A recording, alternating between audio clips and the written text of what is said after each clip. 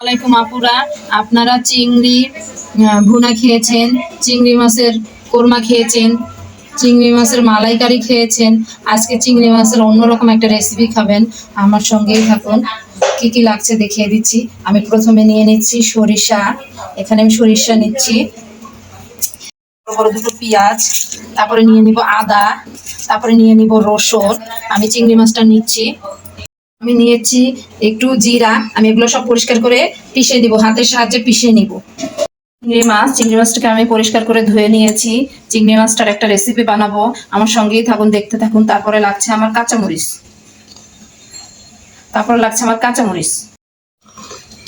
কাঁচামরিচগুলো আমি দিয়ে চিংড়ি মাছগুলো আমি সব চিংড়ি মাছগুলো দিয়ে দিয়েছি। এখন ব্লেন্ড করে নিব। চিংড়ি ব্লেন্ড করা, এখন আমি কিচেনে নিয়ে যাব রেসিপি বানানোর জন্য। আলু সেদ্ধ করে নিয়েছি। আলুটাকে সুন্দর করে হাতের সাহায্যে একদম আলু ভর্তার মতন করে নিব। আলু যাতে আস্তে আস্তে থাকলেও সমস্যা নেই, আস্তে আস্তে হলেই ভালো।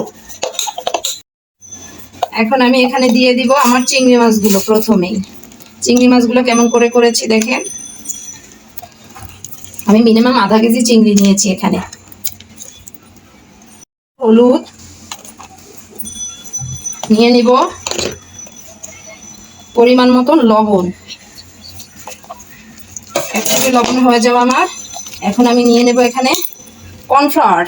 কর্নফ্লাওয়ার নিয়েছি আমি এক বাটি, ছোট বাটির 3 ভাগে 1 ভাগ, 2 ভাগই নেইনি। এখন এটাকে ভালো করে এটা আমি মিক্স করব। সবগুলো মেখে কর্নফ্লাওয়ার এবং আলু চিংড়ি মেখে আমি 1 চামচ দিয়ে দিচ্ছি সয়া সস,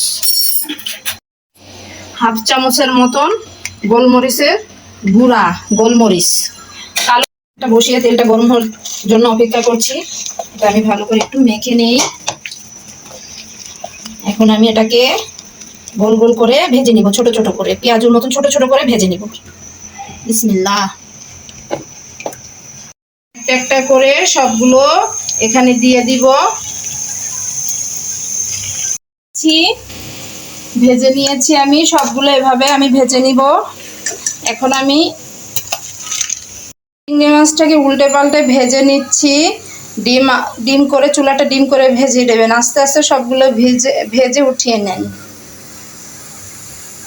নরম করে, গরম তো এভাবে নরম করে ভেজে নেবেন যাতে নরম থাকে। রেসিপিটা নরম হবে, খাবারটা যখন খাবেন নরম থাকবে। এভাবে নরম করে ভেজে নেবেন। দিচ্ছি পেঁয়াজগুলো। আমি সবগুলো ভেজে নিয়েছি। আমি এখন পেঁয়াজটাকে একটু বাদামি কালার করব।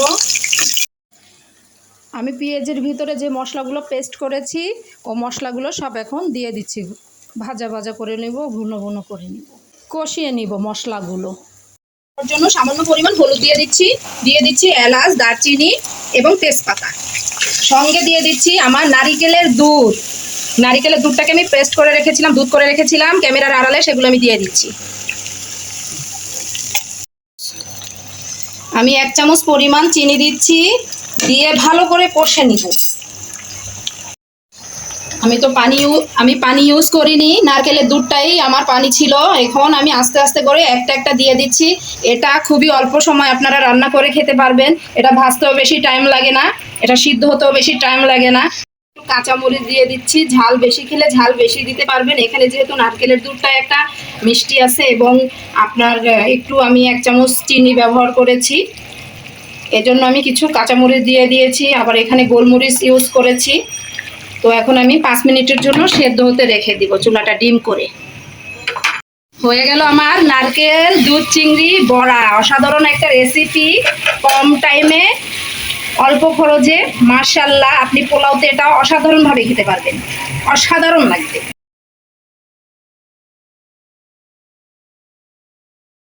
চিংড়ি বড়া আপু, এটা পোলাওর সঙ্গে খেতে সেই অসাধারণ লাগবে। আমি বারবার কেন বলবো, তো অবশ্যই দেখেন, আপনারা খেয়ে ট্রাই করে দেখবেন।